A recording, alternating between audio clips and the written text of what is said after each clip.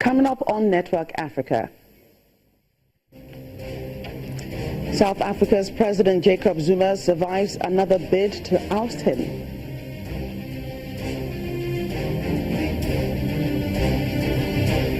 In its latest report out today, the United Nations says 14 million people are in urgent need of humanitarian assistance in northeast Nigeria. And cybercrime is on the rise in Ghana.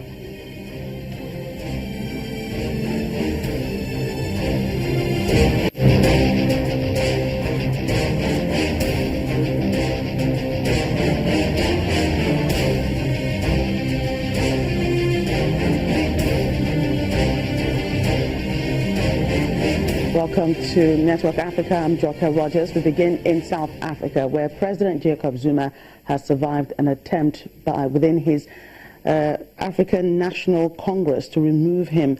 Some 80 members of the party's National Executive Committee considered the motion at a meeting which began over the weekend.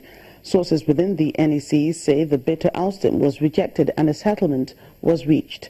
This may have been Mr. Zuma's toughest political battle since his election as ANC leader after facing a revolt by members of his cabinet, including the ministers of tourism, public works and health. Now, Mr. Zuma has increasingly come under criticism over corruption allegations, with a recent report highlighting his links with the wealthy Gupta family. He has survived several parliamentary votes, but this was the first time the ANC formally discussed his position. Let's talk more on this, and joining us is Channel TV South Africa Bureau Chief Betty Dibia. Betty, thank you for joining us on the program. Thank you. Right, Jacob Zuma seems to have 9 lives, surviving all these moves to remove him. Well, we're told 9 lives have been reduced to like 3, but that's still quite a lot, knowing that he has 3 more years to go in office. But it's been quite hectic for the president. Although he outwardly seems on the top, and it's been made worse because now we have cracks or people within the party, calling for his head or for him to step down. So that's the interesting twist for this year. He survived 3 motions of no confidence. One was actually a motion for impeachment, and we understand that the EFF has tabled another one. We don't know how that will go, but the ANC at the end of everything seems to be standing together behind the president. Well, this is the first time that his position is being threatened within the party. What does this mean for the president? It means that his strength has probably weakened, but he is still the president of the country, and he's still the leader of the African National Congress. That is not a small thing.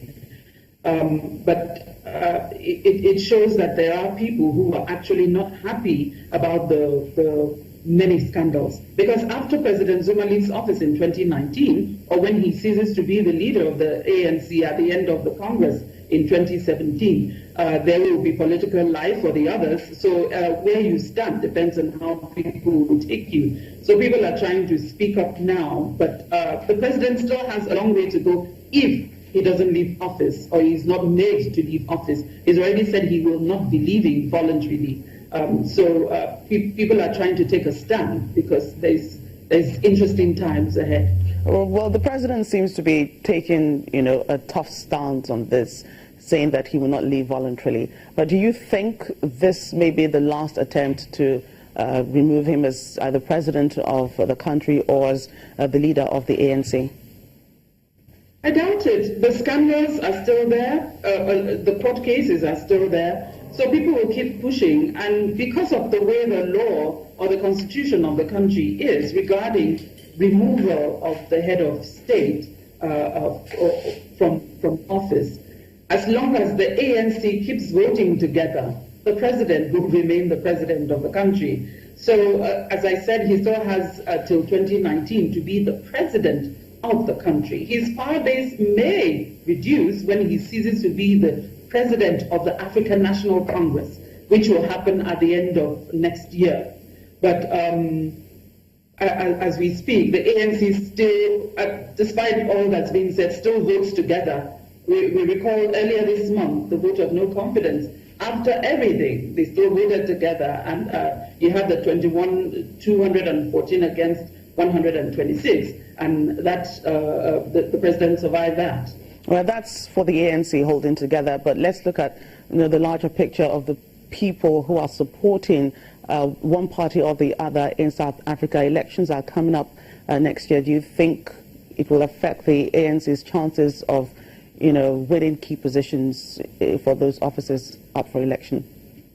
No, let me correct that. The elections are coming up in 2019. 2019, I beg your pardon, yes. The conference is actually an ANC thing for next year, 2017. They're having their elective conference. Oh. And at that point, they will choose a new leader because the president has had 2 terms. So they will be choosing a new leader. But as far as national elections go, the next election will be in 2019 for the president.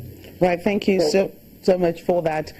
South Africa Bureau Chief Betty Divya giving us more updates on what's going on with the president. Thank you for joining us on the program. Thank you. Other news now. A top advisor to Burundi's President Pierre Nkurunziza has survived an assassination attempt in the capital, Bujumbura. Willie Nyamitwe was attacked near his home on Monday night. Now, reports say that he was ambushed by gunmen who were hiding in a nearby house under construction. His bodyguard was killed in the attack. The attackers used grenades and guns. Burundi has experienced political violence since April 2015 after Nkurunziza announced he would seek a controversial 3rd term. A Zimbabwean bank has been fined $500,000 after its employees shared photos of the country's new bond notes on social media before they were issued. The leaked pictures showed the money in the vaults of the people's own savings banks. The central bank governor, John Magudya, says those who took the photos have also been dismissed with immediate effect. It's not clear how many bank employees have been sacked. The bond notes were released yesterday, and it's the first to be owned by the country since its own currency was abandoned 7 years ago amid rampant inflation. The bond notes, which is worth $1, the country's main currency since 2009, is raising fears of